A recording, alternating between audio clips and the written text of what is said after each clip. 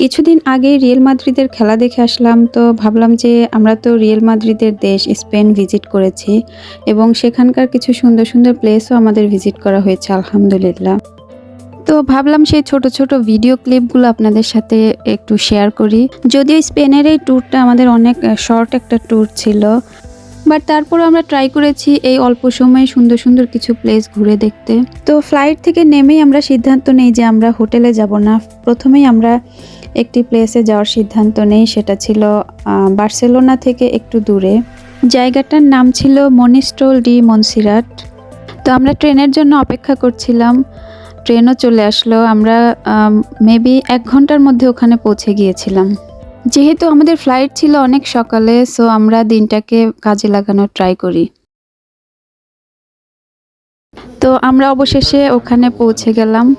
এটাই হচ্ছে মনিস্ট্রল ডি মনসিরাট। মূলত এটা একটা মাউন্টেন। আমাদের সিদ্ধান্ত ছিল যে আমরা এখানে এসে কেবল কারে একদম মাউন্টেনের মাথায় উঠব। তো আমরা সেভাবেই আসলে ট্রেনে ওঠার সময় ট্রেনের টিকিট এবং মাউন্টেনে ওঠার জন্য কেবল কারের যে পেমেন্ট সেটা একবারে পে করে একটা প্যাকেজ নিয়েছিলাম। আমাদের কেবল কার অলমোস্ট চলে আসছে। তো আমরা কেবল কারে উঠে 5 মিনিটস, অ্যারাউন্ড 5 মিনিটসে আমরা ওই মাউন্টেনের চূড়ায় উঠেছিলাম। তো যারা উপর থেকে নিচে নামছিল এই কেবল কারে, তারা নামার পরে আমরা উঠি এবং এখন আমরা যাচ্ছি উপরের দিকে কেবল কারে। এবং এই কেবল কারটির অ্যালাউন্স ছিল 2400 কেজি। দ্যাট মিন্স 30 থেকে 35 জন or 30 থেকে 32 জন people was allowed to fly with this cable car. আমি জানি না যাদের কেবল কারে ওঠার এক্সপেরিয়েন্স আছে তারা তো জানেনই কেমন ফিলিংস হয়, তবে আমি যেটা শেয়ার করব সেটা হচ্ছে কেবল কারে উঠে যদি নিচের দিকে না তাকানো হয় তাহলে বোঝা যায় না যে কেবল কারে আছি, বাট যদি নিচের দিকে তাকানো যায় তাহলে মনে হয় যে পাখির মতো ফ্লাই করছি। এটা বেশ উপরে ছিল, আমাদের প্রায় 1300 থেকে 1500 মিটার উপরে তো হবেই।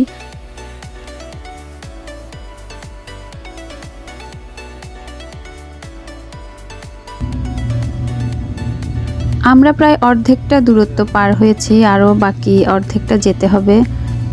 উপরে যে কেবলটা দেখা যাচ্ছে ওই কেবলের একদম শেষ যেখানে আমরা সেখানে যাচ্ছি, তো আমাদের আরও অনেকটা পথ বাকি। স্পেনের এই মাউন্টেনটা আমার কাছে খুবই ডিফারেন্ট মনে হয়েছিল, কারণ এটার যে কালার এবং এটার যে টেক্সচার এটা খুবই ডিফারেন্ট। বিকজ আমরা সুইজারল্যান্ডেও গিয়েছিলাম, বাট ওখানকার যে পাহাড়ের কালার ওটা ছিল টোটালি ডিফারেন্ট। আমি জানি না অন্যদের কার কি মনে হয়েছে, তবে আমার মনে হয়েছিল যে এটা গাছের গুঁড়ি কাটার পরে কাঠের যে একটা কালার হয় অনেক দিন পর, সেই টাইপের একটা কালার মনে হচ্ছিল। স্টোনের কোনো পাহাড় না, এটা মনে হয় কাঠের কোনো মাউন্টেইনে আমরা যাচ্ছি।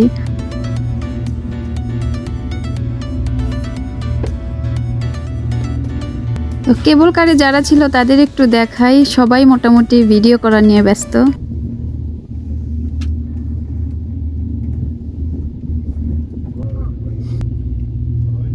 আমরা অনেক বড় একটা পাহাড়ের উপর দিয়ে যাচ্ছি, মেবি এই পাহাড়টা পার হলেই আমরা আর কিছু দূর গেলেই পেয়ে যাব।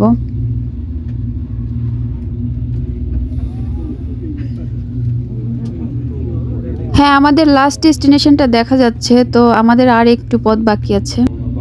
এবং একটু সামনে এসে আমি যেটা দেখে অবাক হলাম সেটা হচ্ছে এটার পাশ দিয়ে একটা রাস্তা গেছে, ওখান দিয়ে যে ধরনের গাড়ি যায় ওইটাতে আমরা সুইজারল্যান্ডে উঠেছিলাম এবং এখানেও সেটা আছে। এবং আমার মনে হয় উপরে গেলে আমরা আরও অনেক কিছু দেখতে পাবো, যেটা দেখলে আরও হয়তো অবাক হব।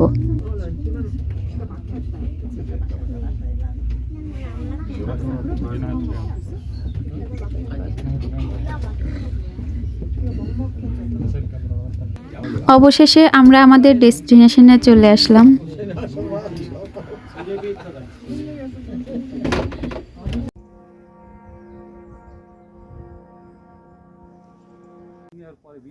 এবং ফাইনালি আমরা উপরে চলে আসলাম এবং উপরে এসে যা দেখলাম পুরাই অবাক, কারণ এখানে দেখলাম ট্রেনের রাস্তা, বাসের রাস্তা, এভরিথিং। মনে হচ্ছিল যে উপরে যেন আরেকটা শহর।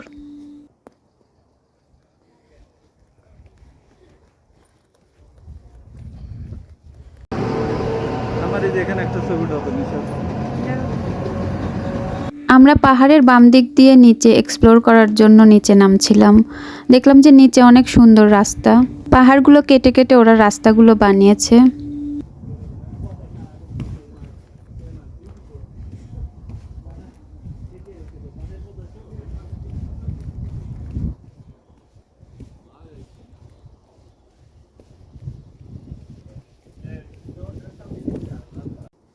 অনেকটা পথ হাঁটার পরে আমরা এই রাস্তাটা শেষ খুঁজে পেলাম, বাট মনে হচ্ছিল আরও কিছু আছে নিচে, কিন্তু নিচের রাস্তাটা একেবারেই মসৃণ না।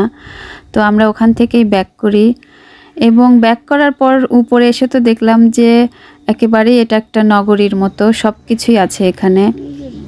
রাস্তার পাশ দিয়ে ছোট ছোট স্টল ছিল, ওখানে ওরা মিষ্টি জাতীয় আইটেমগুলো বিক্রি করছিল। মোট কথা উপরে উঠে আসার পরে আপনার একদমই মনে হবে না যে আপনি এত বড় একটা পাহাড়ের উপরে কেবল কার দিয়ে উঠে তারপরে সেখানে হাঁটছেন।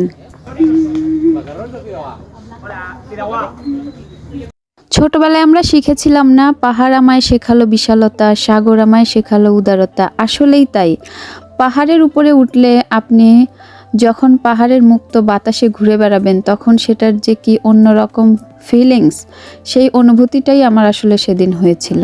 আসলে আল্লাহ তাআলার সৃষ্টি যে কত সুন্দর সেটা দেখার জন্য আমাদের বিভিন্ন জায়গা ঘুরে দেখা উচিত, যার যেটুকু সামর্থ্য আছে। এবং তখনই মনে হয় যে হ্যাঁ, মানুষের পক্ষে অনেক কিছুই কখনোই কল্পনারও বাইরে তারা কি করতে পারবে, কিন্তু আল্লাহ তাআলা সেটা অটোমেটিক্যালি করে রেখে দিয়েছে। তো আমাদের আসলে সেই সন্ধানে বের হওয়া উচিত, সো দ্যাট আমরা বুঝতে পারি যে হ্যাঁ, আল্লাহ তাআলার সৃষ্টি আসলেই কতটা সুন্দর। তো আমি এই রাস্তাটার একদমই নিচ পর্যন্ত চলে গিয়েছিলাম, আরও অনেকেই গিয়েছিল। আসলে যতই দেখছিলাম ভালোই লাগছিল, কিন্তু যেহেতু আমাদেরকে আবার হোটেলে ফেরত যেতে হবে, এই জন্য আমি খুব দ্রুতই আবার চলে আসলাম, কারণ আমাদেরকে আবার ট্রেনে করে 1 ঘন্টার রাস্তা জার্নি করে দেন আমাদেরকে বার্সেলোনার হোটেলে উঠতে হবে।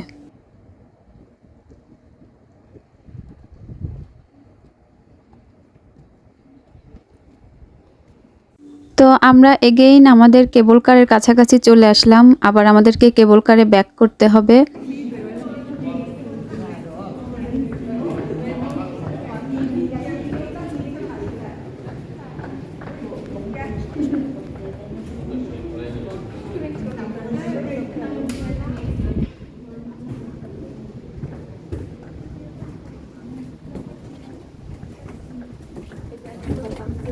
তো অবশেষে আমাদের মনসিরাট মাউন্টেনের যে এক্সপ্লোর করার জার্নিটা এখানে এন্ড হয়ে গেল।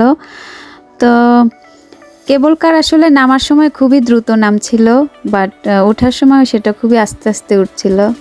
তো আমরা এখন আমাদের নেক্সট দিনের যে প্ল্যানিং সেটা করছি। সো আমরা নেক্সট দিনে কোথায় যাচ্ছি সেটাও দেখাচ্ছি। তো নেক্সট দিন আমরা ব্রেকফাস্ট করে একদম হেঁটে হেঁটে রওনা হলাম, যেহেতু আমরা যেখানে যাচ্ছি সেটা খুবই কাছে ছিল, এটা জাস্ট 10 মিনিটস ওয়াকিং। এবং আমরা এখন যে জায়গাটাতে আসলাম সেটার নাম প্যালাসা সাগ্রাডা ফ্যামিলিয়া। আমি জানি না আমার উচ্চারণ ঠিক আছে কিনা, তবে গুগল মামা এরকমই বলছিল। তো আমাদের যেটা হয়েছে, আমাদের হোটেলটা যেহেতু বার্সেলোনার একদম সেন্ট্রালে ছিল, তো আমাদের প্রত্যেকটা প্লেসই আসলে খুব কাছে হয়েছে। যেমন এই জায়গাটাতে আমাদের আসতে 5 to 7 মিনিটস ওয়াকিং ছিল, এবং এরপর আমরা যেখানে যাচ্ছি সি বিচ, ওখানে যেতেও আমাদের দেখলাম যে বাসে 10 মিনিটস এরকম দেখাচ্ছে। এটা একটা চার্চ, আর এটা আধুনিক ক্যাথেড্রাল ডিজাইনের একটি মাস্টারপিস। বার্সেলোনায় যারা আসে আমার মনে হয় সবাই এই জায়গাটাতে আসতে চায়, এবং আমরাও এসেছিলাম। তবে আমরা ভেতরে প্রবেশ করিনি, কারণ আমাদের হাতে সময় অনেক কম ছিল। তো আমরা নেক্সটে আমরা চলে যাই সি বিচের দিকে।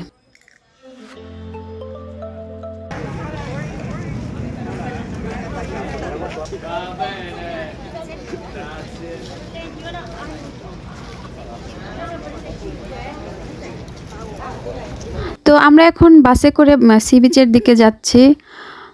তো আশেপাশে বেশ ভালো লাগছিল দৃশ্যগুলা।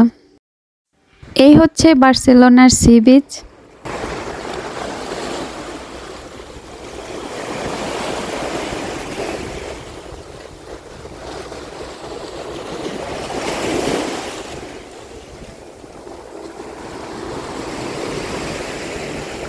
এই যে সি বিচের যে একটা শব্দ, আমার মনে হয় এই শব্দটাই মানুষকে হিল করে দেয়, আই মিন মানুষকে সুস্থ করে দেয়।